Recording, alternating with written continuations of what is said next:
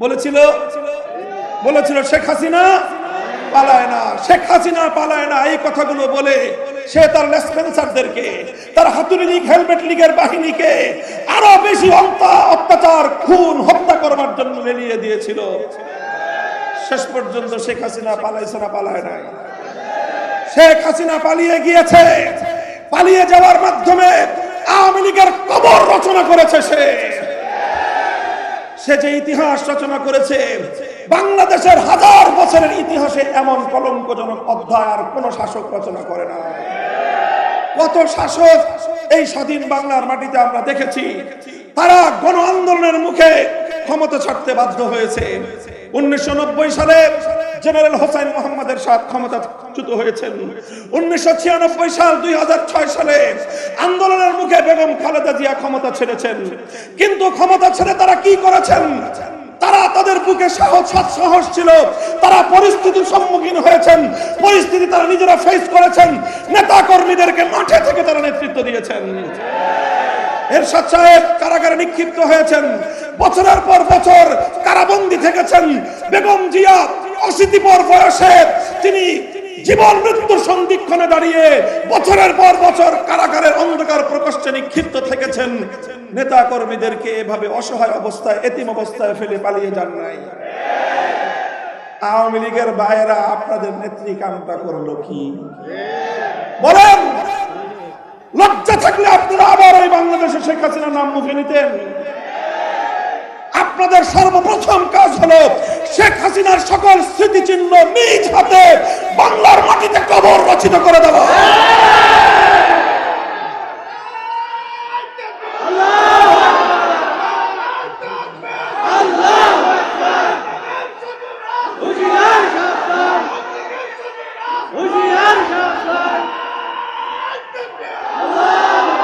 এখনো যারা বাংলার মাটিতে আবার শেখ হাসিনার ফিরে আসার দিবাস্বপ্ন দেখছেন, তাদেরকে বলবো, আমাদের কথা যদি বিশ্বাস না হয়, সর্বশেষ জাতিসংঘ থেকে শেখ হাসিনার বিরুদ্ধে যেই রিপোর্ট পেশ করা হয়েছে, জুলাই এবং আগস্টের গণহত্যার জন্য স্পষ্টভাবে শেখ হাসিনাকে দায়ী করা হয়েছে। চিন্তা করেন আগামী দিনে শেখ হাসিনা পালিয়ে বেড়াবে কোথায়? ভারতকে বলতে চাই, প্রতিবেশী সুলভ সৌজন্যতা যদি আপনারা রক্ষা করতে চান, যদি আপনারা ন্যূনতম কূটনৈতিক সৌজন্যতা, ভদ্রতা, সভ্যতা রক্ষা করতে চান, বাংলাদেশের আদালত থেকে ওয়ারেন্টভুক্ত আসামি, শত শত খুনের মামলার আসামি শেখ হাসিনাকে বাংলাদেশের বিচার ব্যবস্থার কাছে তুলে দিতে হবে।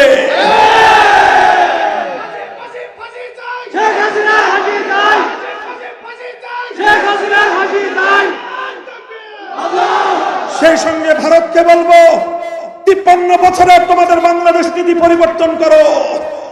বাংলাদেশকে নিজেদের করতলগত করবার দিবাস্বপ্ন ভুলে যাও। বাংলাদেশের অধিকার খর্ব করবার ইতিহাস ভুলে যাও।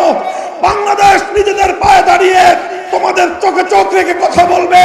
ভ্রাতৃত্বের আচরণ করতে আসলে ভ্রাতৃত্বের আচরণ পাবে। প্রভুত্বের আঙ্গুল তুলতে গেলে সে আঙ্গুল ভেঙে গুড়িয়ে দেব। আমরা বাংলাদেশকে বলতে চাই, ইন্টারিম গভর্নমেন্টকে বলতে চাই, বাংলাদেশ থেকে ভারতের আধিপত্যের শেষ চিহ্নটুকু মুছে ফেলতে হবে। এজন্য বাংলাদেশের সংবিধানে আর আমরা কোনোদিন ধর্মনিরপেক্ষতা নামক ভারতীয় এই পচামাল বাংলাদেশে দেখতে চাই না। ভারত থেকে আমদানিকৃত ধর্মনিরপেক্ষতার বস্তা পচা রাজনৈতিক মতবাদ নয়াদিল্লিতে পাচার করে দিতে হবে। বাংলাদেশের সংবিধানে বিসমিল্লাহির রহমানির রহিম অটুট থাকবে। আল্লাহর উপর অবিচল আস্থা এবং বিশ্বাস ফিরিয়ে আনতে হবে। রাষ্ট্রধর্ম ইসলাম অবিকৃত অবস্থায়, অপরিবর্তিত অবস্থায় বহাল থাকবে। সেই সঙ্গে নতুন দাবি আমাদের, বাংলাদেশের সংবিধানে বাংলাদেশের জনগণের বিগত 250 বছরের ইতিহাস ঐতিহ্যকে সামনে রেখে এদেশের মানুষের ইচ্ছা এবং অভিপ্রায়ের প্রতি সম্মান প্রদর্শন করে সংবিধানে নতুন ধারা সংযুক্ত করতে হবে।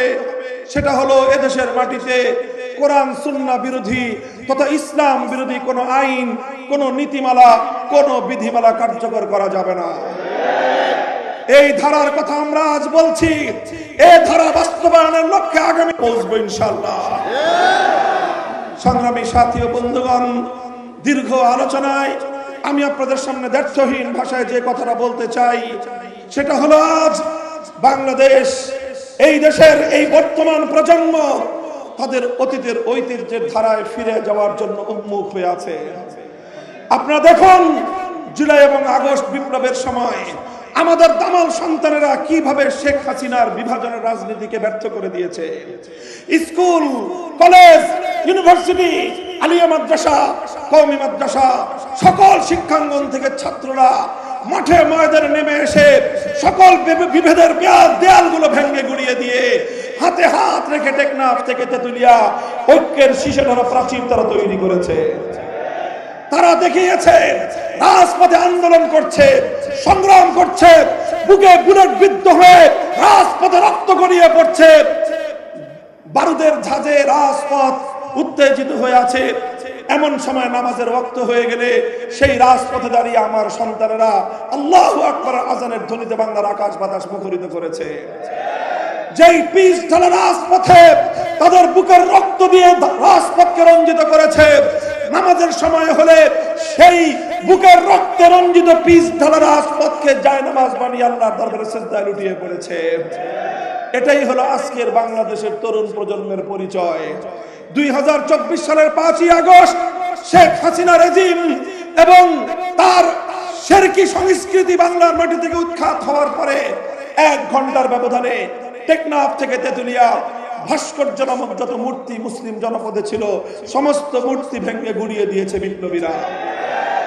মুসলিম জনপদ থেকে শেরেকের সংস্কৃতি, শেরেকের প্রতীক মূর্তি ভেঙেছে, কিন্তু কোন হিন্দুদের মন্দিরে, তাদের বাসা বাড়িতে কোথাও তাদের কোনো প্রতিমা, তাদের কোনো মূর্তির গায়ে ফুলের টোকাও দেয় নাই। তার মানে হলো এই আগস্টের বিপ্লব ছিল অসাম্প্রদায়িক তৌহিদবাদী বিপ্লব, অসাম্প্রদায়িক তৌহিদবাদী বিপ্লব, অসাম্প্রদায়িক মূর্তি বিরোধী বিপ্লব, অসাম্প্রদায়িক ইসলাম বিরোধী শক্তিকে উৎখাত করবার বিপ্লব। কাজে এই আগস্ট বিপ্লবের প্রতি সম্মান প্রদর্শন করেই বলতে চাই, যারা বাংলাদেশে আবার ভারতীয় আধিপত্যবাদ ফিরে আসবার স্বপ্ন দেখছো, যারা আবার বাংলাদেশকে হিন্দুত্ববাদে দীক্ষিত করবার পায়তারা করছো, যারা আবার বাংলাদেশে নাস্তিক্যবাদের উত্থান হওয়ার স্বপ্ন দেখছো, তোমাদের দিবা স্বপ্ন ভুলে যাও।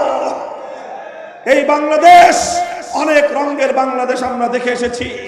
একবার দেখেছি সোনার বাংলাদেশ, আবার দেখেছি নতুন বাংলাদেশ, এরপরে দেখেছি সবুজ বাংলাদেশ, এরপরে দেখাইছেন আপার ডিজিটাল বাংলাদেশ, সর্বশেষ যাওয়ার আগে ভেলকি দেখিয়েছেন স্মার্ট বাংলাদেশ।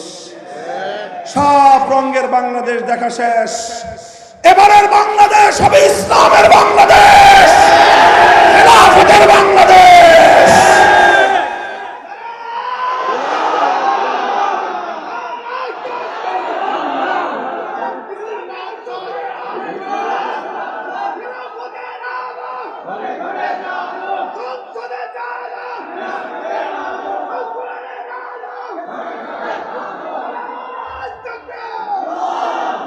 আমরা আমাদের ইসলামী রাজনৈতিক প্রতিষ্ঠানগুলোকে শক্তিশালী করে গড়ে তুলব।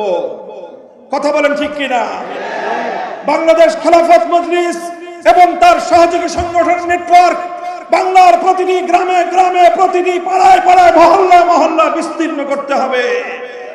এভাবে প্রতিটি ইসলামী রাজনৈতিক প্রতিষ্ঠানকে শক্তিশালী করে আগামীর দিনে আমরা বৃহত্তর ঐক্যবদ্ধ ইসলামের প্ল্যাটফর্ম গড়ে তুলব ইনশাআল্লাহ। ঐক্যবদ্ধভাবে আমরা নির্বাচনে একটি ব্যালট বাক্স আমরা উপহার দেব। এ জাতি ইনশাআল্লাহ আগামীর দিনে ইসলামের পক্ষে তাদের গণরায় দিবে এবং বাংলাদেশ আগামীর দিনে ইসলামের বাংলাদেশ হবে। এদেশের শাসন ব্যবস্থা হবে আল কোরআনের শাসন ব্যবস্থা।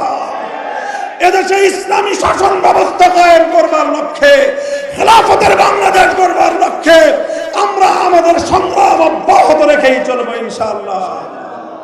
আমি আপনাদের কাছে জানতে চাই, আপনারা এই যে বৈষম্যহীন বাংলাদেশ গড়তে চান, ইনসাফের বাংলাদেশ গড়তে চান, আমি আপনাদেরকে আল্লাহর নামের শপথ করে বলতে চাই, বৈষম্যহীন এবং পূর্ণাঙ্গ ইনসাফ কায়েম করতে চাইলে মানব রচিত কোনো তন্ত্র মন্ত্র দিয়ে সম্ভব নয়। এই জন্য একমাত্র ব্যবস্থা হলো সৃষ্টিকর্তা আল্লাহ প্রদত্ত রাজনৈতিক বন্দোবস্ত খেলাফতের ব্যবস্থা কায়েম করতে হবে। এই জন্য আপনারা বাংলাদেশের প্রতিটি পাড়ায় পাড়ায়, মহল্লায় মহল্লায়, ঘরে ঘরে খেলাফতের আপনাদেরকে দুর্গ গড়ে তুলতে হবে। আপনার খেলাফতের দাওয়াতকে ব্যাপকতর করুন। গণমানুষকে খেলাফত রাষ্ট্র ব্যবস্থার কথা উপলব্ধি তাদেরকে দাওয়াত দিয়ে খেলাফতের পতাকা তলে তাদেরকে সংঘবদ্ধ করুন। ইনশাআল্লাহ খোরাসান জেগে উঠেছে, সিরিয়া শাম জেগে উঠেছে, হামাস জেগে উঠেছে, পৃথিবীর দিকে দিকে মুসলমানদের উত্থান ঘটছে। বাংলার মুসলমানদের এই জাগরণ ইনশাআল্লাহ পূর্ণাঙ্গ ইসলামী বিপ্লবের মাধ্যমে মঞ্জিল মাকসাদ পর্যন্ত পৌঁছবে। আল্লাহ পাক রব্বুল আলামিন আমাদের সকলকে তৌফিক দান করুন। ইনশাআল্লাহ আগামীর দিনে আমি মেহেরপুরবাসীর কাছে জিজ্ঞাসা করতে চাই, আল কোরআনের রাজ গড়বার লক্ষ্যে আল্লাহ প্রদত্ত খেলাফতের বন্দোবস্ত কায়েম করবার জন্য এই সংগ্রামে আপনারা আমাদের সাথে থাকবেন তো ইনশাআল্লাহ? আল্লাহ আপনাদেরকে তৌফিক দান করুন, সাহায্য করুন।